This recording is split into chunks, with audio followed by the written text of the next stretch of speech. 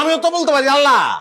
তুমি আমার একটা প্যাকেট দিলা দলা ভিতরে মাল কালা আলকাতরা বলতে পারি না উপরে তা ফিটফাট ভিতর দিয়ে সদরঘাট হ্যাঁ আমিও তো বলতে পারি আল্লাহ এই গজবটা আমার গলায় কিল্লিগে ঝুলাইলা কি অন্যায় করছিলাম আমি বলতে পারি না আমি তোমার রুটিতে আমি জেলি মাখিয়ে হা করো হা করো হা করো হা করো হা করো বড় করে হা করো হ্যাঁ ডিম কিন্তু দুইটাই খেতে হবে দুধও এক গ্লাস ডিমও খেতে হবে মনে থাকে তার জন্য এত পরিশ্রম করো তোকে হবে না শোনো লাঞ্চ বক্সের মধ্যে আমি কিন্তু একটা চিটকুট দিয়ে দিয়েছি লাঞ্চ করার আগে অবশ্যই কাগজটা পড়বে কাগজটা পড়ে তারপর আমাকে ফোন করবে কেমন মনে থাকে কি করতেছেন এগুলো আপনি হ্যাঁ আপনি ফাটা বাসের মতো সারাটা রাত নাক ডাকছেন আমি একটু ঘুমাইতে পারি নাই এখন এগুলো কি করতেছেন নাটক করার মানে কি হ্যাঁ আপনি কি পাগল নাকি আমি পাগল না আমার স্বপ্ন আর বাস্তবের মধ্যে একটা বিরাট ফারাক হয়ে গেছে এই জন্য এরকম করতেছি ছোটবেলার স্বপ্ন ছিল আমার বউ আমার মুখে নাস্তা তুলে দিব দুপুরবেলা খাওয়ার জন্য অফিসে লাঞ্চ বক্সটা রেডি করে দিব লিপস্টিক দিয়ে একটা কাগজে লিখে দিব আই লাভ ইউ সেই কাগজটা দেখা আমি পান্তা ভাত পোড়ামরিচ দিয়ে খামো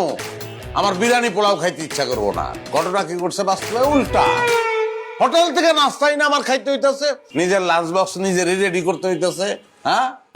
বিরাট ফারাক না স্বপ্ন আর বাস্তবে জীবনটা তেজপাতা কি বলেন আপনি তেজপাতা আমি আপনার জীবনটা তেজপাতা মারছি নাকি আপনি আমার জীবনটা শেষ করে ছাড়ছেন আপনি কি ভাবছেন স্বপ্ন খেলে আপনি একাই দেখেন আপনি স্বপ্ন দেখেন না আমিও না ছোটবেলা থেকে স্বপ্ন দেখছি আমার রাজপ্রাসাদে বিয়ে হবে 10-12 জন দাস দাসী থাকবে আমার রান্না বান্না থেকে শুরু করে সব কাজ তারা করবে আমি শুধু পাড়িতে পা তুলে খাবো আর ঘুমাবো কিন্তু কি পাইছি আমি হ্যাঁ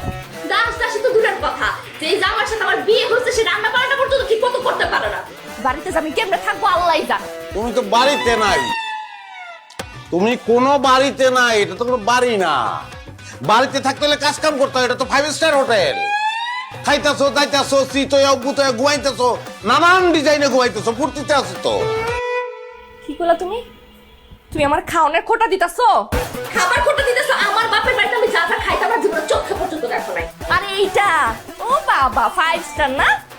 আইসে 0 স্টার না -0 স্টার এটা ফকিরের বেটার সাথে আমার বিয়ে হয়ে গেছে আর বিয়ে হয়েছে তো হয়েছে চেহারাটা যদি থাকতো তাহলে একটা কথা ছিল চাইছিলাম রাজপুত্র পাইছে একটা ডেট এক্সপায়ার ফকিরের রাজা আল্লাহ আল্লাহ কি পাপ করছেন বাবা আমি তো অনেক বেশি দোষ করে ফেলেছিলাম যে এই লোকটার সাথে বিয়ে দিতে হয়েছে হ্যাঁ এই লোকটার সাথে আমার নামটা লিখতে হয়েছে আমি কি পাপ করছিলাম আর তুমি আমার ধৈর্য আমার ধৈর্য শক্তিটা সাথে এই লোকটাকে আমি আর সহ্য করতে পারি আমিও তো বলতে পারি আল্লাহ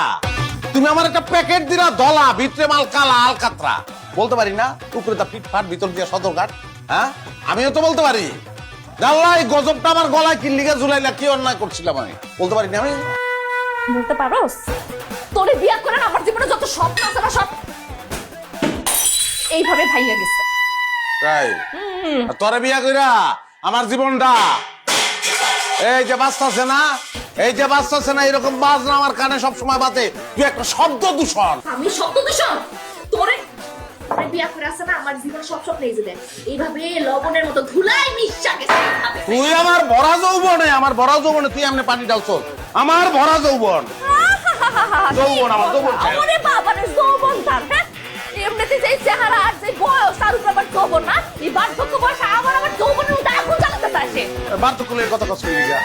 কোন বুড়ার লগেই তো তোর বিয়ে হইতে পারে না বুড়ারে বিয়া করার যোগ্যতাও তার নাই তোর বিয়ে হইব ঢাকা মেডিকেলের কোন কঙ্কালের লগে কঙ্কাল কথা কইতে পারে না ওর লগে তুই 24 ঘন্টা ঝগড়া করবি আর তোর যে অবস্থা তুই নিজেই তো একটা কঙ্কাল চামড়াটা খুলে নিয়ে তুই একটা কঙ্কাল জেতা কঙ্কাল মরা কঙ্কাল ফাইটিব তুই কিন্তু কথাবার্তা বাড়াই কইতাছস এখন কিন্তু আমি তোরে কিন্তু জেলি মাখাইয়া তোরে কিন্তু পিঁপড়ার কাছে ছেড়ে দেব আমি পিঁপড়া খাইয়া মাইরা ভালামি